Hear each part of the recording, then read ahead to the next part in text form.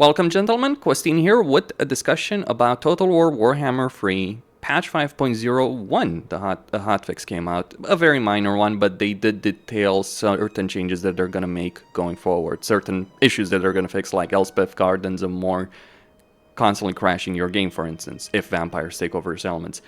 I do wish they would talk more about Nurgle, because there's certainly issues that need to be fixed about Nurgle victory conditions, not allowing for vassalization of factions, too few infections, all those kind of problems, right? Mountain climate as well. But they have talked about Age of Reckoning, which has been a very hot topic of discussion ever since it was revealed. Now, I have played close to 200 hours in 5.0. It's certainly something that you need to get used to, but I want to highlight something that Age of Reckoning does very, very well. And my concern with any changes that Creative Assembly makes to the system is to not trivialize it, because right now, regardless of your skill level as a player, you got a choice in your campaign. It might take some getting used to realize that, but you do have a choice with the Dwarves. You can either play a campaign where you focus on completing every Age of Reckoning. Like in this campaign, for instance, every single Age of Reckoning that has come up, I have completed. Like over here, turn 41, I have 3 gyrocopters with Trollhammer torpedoes. And if I look at like another army and the units I can recruit over here, actually I need to get rid of some of these because, yeah, unit limit. But if I look over here, we can see that I have another gyrocopter with Trollhammer torpedoes. So in this campaign, I've completed every single Age of Reckoning. But you don't have to play like this. You could ignore it altogether. Well, you probably won't get Algae unless you really, really screw up. But you can handle Scruff just fine. And it can help your campaign in some ways to ignore it. Then you've got the legendary grudges to worry about, for instance, these objectives over here, which themselves add a lot of variety to your campaign, completing these objectives. And also just playing the campaign normally and eliminating the threats that you have to deal with in your campaign. So that's the great thing about the Dwarves as is. Looking at some of the changes Creative Assembly is proposing does make me worried that they're just going to trivialize it. I feel like they shouldn't rush into any kind of changes to begin with. There are certainly things that are problems and should be fixed right away, but let's take a look at what they are proposing exactly with respect to Age of Reckoning. So, from their forums, what issues are we looking to address in later updates? Grudge targets scaling out of control as the player meets new factions, players feeling rushed by the 10-turn circle, players struggling to get out of the lower tier brackets where they would receive debuffs rather than bonuses. Some Dwarf factions have easier starts than others when it comes to hitting grudges. Influx of free units and summon Grudge Sellar army has a disproportionately massive effect in the early game. In the late game, massive stockpiles of Grudge Sellar units build up in the pools of participating factions, causing constant, instant, and free replenishment for losses. So what are they looking to do? We are looking to change how we calculate your met factions when determining grudge targets, to instead look at factions you share a land border with rather than just any met faction. Now, I think of the things they're proposing, this is good, because you end up in a situation where just meeting factions or declaring war on very distant factions really screws you over. And that is a problem. It does limit. That's not variety in your campaign that just get screwed if you have vision on the map.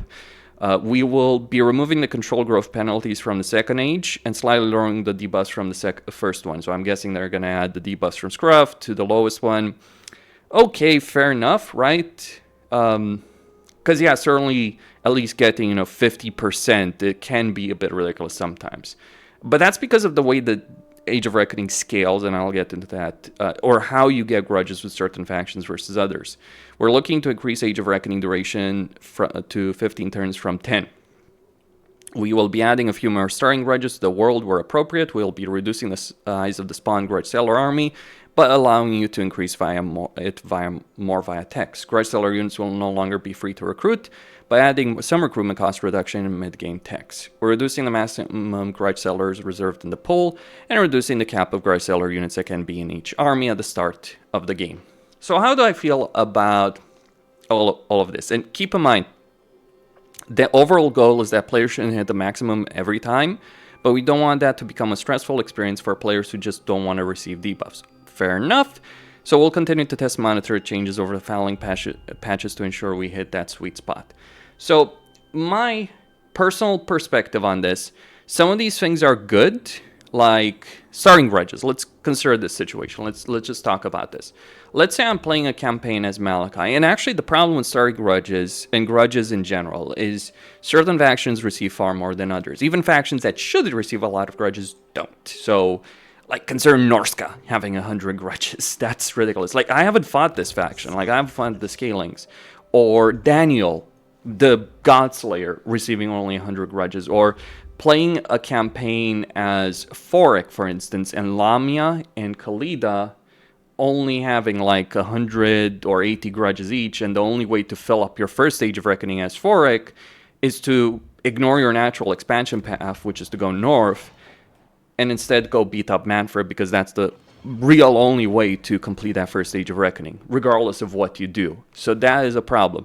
What they don't mention in the patch notes, by the way, in terms of changing how grudges are calculated, is the issue of confederations. Two issues of confederation, because when you confederate a faction, a minor faction, you're going to share a land border with those factions. So don't confederate just as an Age of Reckoning ends, confederate when you're about to begin. But there's another problem with Age of Reckoning, or rather the grudges, and the issue of confederation, because whenever you confederate a major faction or a minor faction, it adds to the requirements of confederations for legendary lords. And it makes it so that if you're playing any dwarf campaign, you just want to ignore the minor dwarf factions completely, like Zufbar, Barakvar, Karakazul, Karakern, etc., and instead just confederate only the major factions, because it doubles it. Like, initially you might start at 15,000 and then goes to 30,000. Now, this is fine if we're just talking about legendary lords. Perfectly okay. It is, however, a major freaking problem when we add in minor factions and you get to like 100k requirements for confederating a legendary lord. So I think that's something they need to fix, but there's also a big issue with the way the system works. See, one of the best ways to deal with an Age of Reckoning is to deliberately be reckless in your campaign, conquer some territory, and then abandon it. Or when by abandoning it, I don't mean abandon the settlement. I mean, you take your army, you conquer the territory, then you leave next turn. Enemy army comes in, takes the territory, sacks the territory, doesn't matter. Enemy army gets a ton of grudges, and that's the way you cheese it. That's not a good gameplay style. Like, one of the ways I have been able to complete every Age of Reckoning so far here was, like, for instance, leaving Astrogoth to take a good portion of this territory, burn it to the ground, get a ton of grudges, and then just destroy him, because that's it. So I think there's certainly silliness with respect to that. As for the 15 turn duration versus 10 turns, I think that if they add that together with better balancing of starting grudges and change how many grudges you're getting based on vision, so with borders as opposed to just vision, that's going to trivialize it. Because if you play correctly, like, granted, I play on Legendary, I know the game, I do this for a living, right? So I know I spend a lot of hours on this. That's the reason I do this. That's what just what I do. But once you learn how to do it, like, for instance, in this campaign, let's take Malachi's campaign. His first set of grudges, here's what you do. You eliminate this initial faction, then you wipe out Hell Pit. Then the best thing to do would be to wipe out Azazel, but he's barely going to give you any grudges. So what you do is you build a second army, you lure Trog, you declare war on Trog, you lure him towards attacking you, put an ambush, and you wipe him out. You wipe out one of his armies, because your armies are stronger than him, and that's how you do it. Or you defeat Fraught, then you march directly north to stop Trog, maybe even let him take, like, the lair of the Troll King, so he gets a lot of grudges on that. That is certainly a cheesy way of handling it, but that's the reason you do that is because Azazel is barely giving any grudges. So that kind of cheesy tactic is like something that they should fix, but adding 5 turns duration, kind of problem. Especially when combined with the other issue. Like, just adding 5 turns right now would do a lot to trivialize it, and I don't think that would be a great thing. Like, killing the variety that exists because of Age of Reckoning, because you do have that choice. Do you care about Age of Reckoning? Do you not care about Age of Reckoning?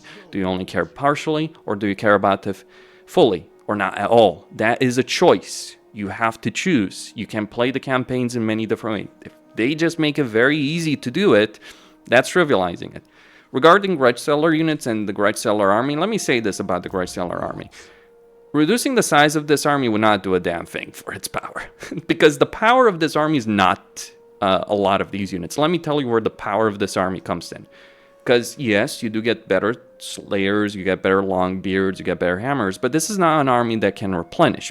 So if you want to reduce the army size, fair enough, but I think we should get replenishment for it. And you might say, oh, that's going to be broken. But here's the thing, it's already broken in other ways.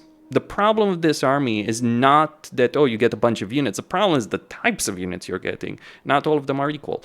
The longbeards, the slayers, the hammers, they're all useless. Quarrelers, a bit more useful. But the real power comes from the iron drakes, troll hammers, and grudge throwers, and flame cannons.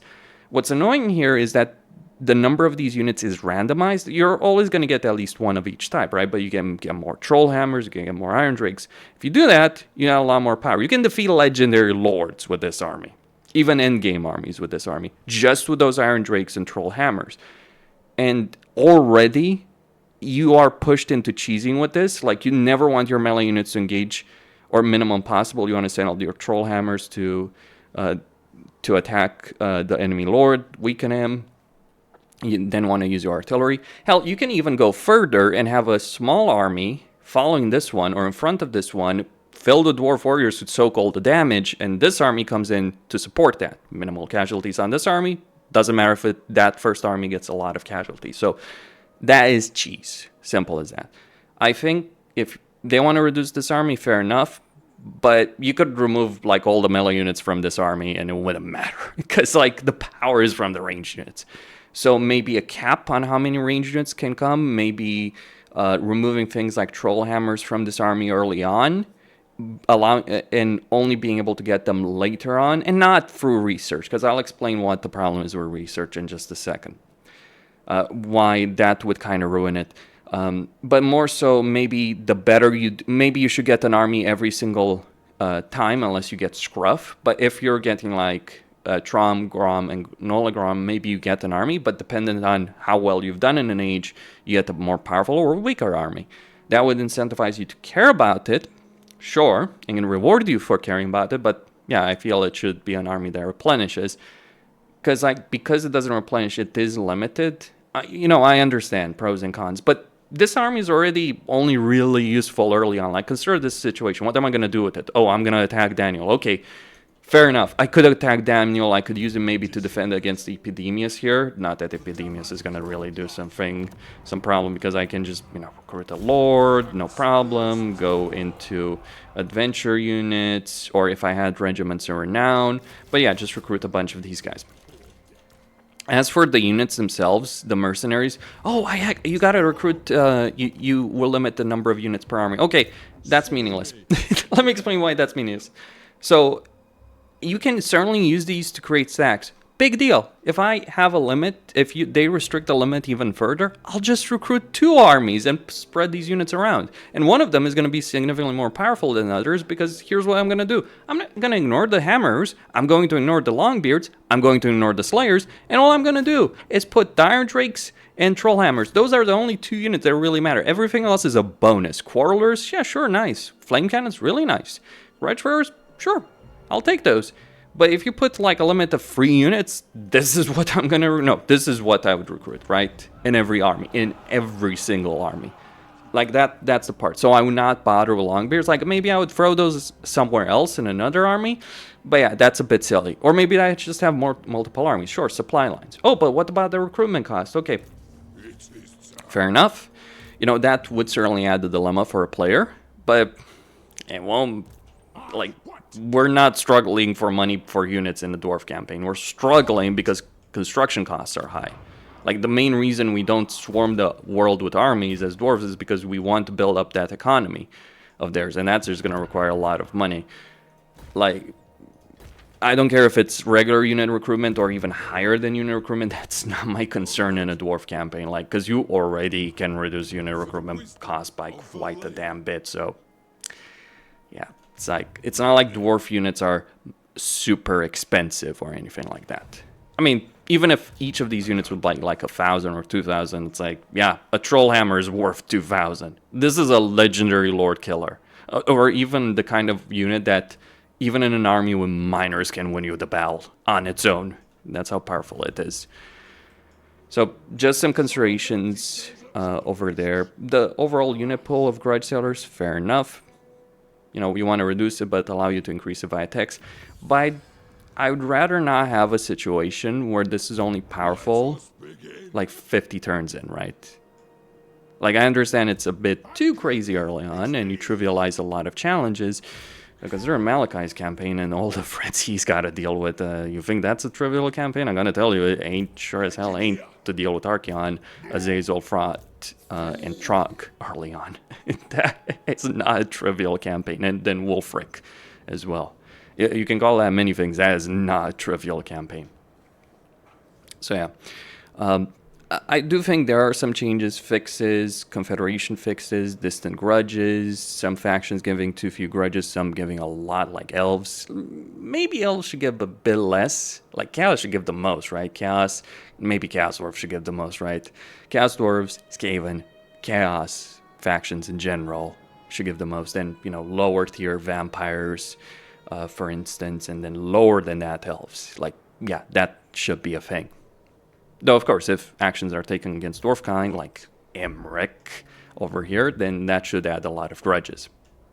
It's also silly that Ogres give a lot of grudges, which, yeah, like, I mean, there's no Ogre faction over here, but maybe Scrag is still alive somewhere, but, like, it's really silly. Like, you can have a situation where where a faction like Scrags can give the most grudges in a campaign. That is a bit ridiculous, because Ogres are a neutral faction. Like, they're mercenaries. Like, they shouldn't be like top of the kill list. Like, top of the kill list is Skaven is Greenskins, followed by Chaos in the lore. No, top of the kill list would be Chaos Dwarves, followed by Skaven and Greenskins for their many grudges. Actually, top of the kill list should be Skarsnik, without a doubt. So those are just some of the things I think about it. Obviously, again, changes are fine.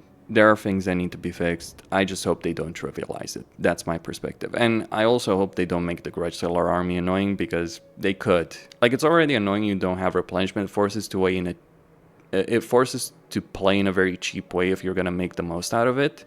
Certainly there are plenty of cheap tactics in play at overall.